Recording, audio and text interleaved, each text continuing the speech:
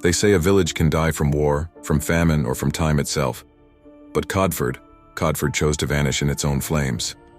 In the quiet fields of Wiltshire, England, a small settlement once thrived during the Great War.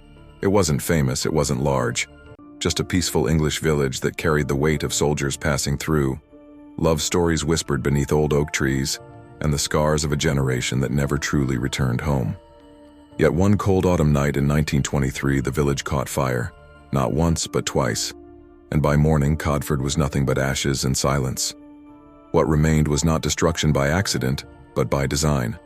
Eyewitness accounts tell of a community so haunted by memories of loss, so tired of the world's cruelty, that when the flames rose, no one lifted a hand to save what they'd built.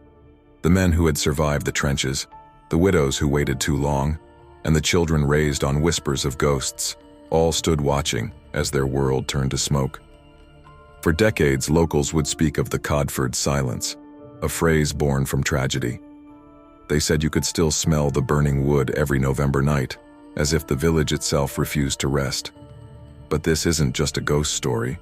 This is the story of human exhaustion, of a people who had given everything to the war effort, only to find themselves left behind by history. When the soldiers returned, they didn't recognize their own homes. The war had changed them, and the village that once gave them life now felt like a tomb. So, some say they let it burn. Today, Codford is little more than a field marked by the faint outlines of stone foundations. But dig a little deeper, literally, and you'll find fragments of porcelain, rusted tools, and charred remnants of furniture still preserved beneath the soil. Archaeologists studying the site have uncovered evidence of intentional fire setting, accelerants poured near the village center with no signs of reconstruction after the blaze. This was not tragedy. This was surrender. An elderly woman interviewed in 1972 said something that still haunts historians. "We didn't lose Codford. We let it go.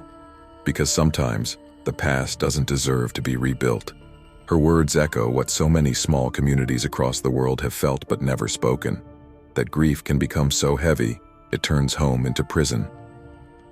Standing in Codford today, surrounded by the whisper of wind through wheat fields, it's almost impossible to imagine the lives that once flourished there. The laughter, the small bakery that smelled of rye and coal, the church bell that called men to both worship and war. But history isn't gone. It waits, buried beneath earth and memory, waiting for someone to remember. And that's what Relic Remnants does. We remember the places the world has chosen to forget. So what do you think? Should the past always be rebuilt?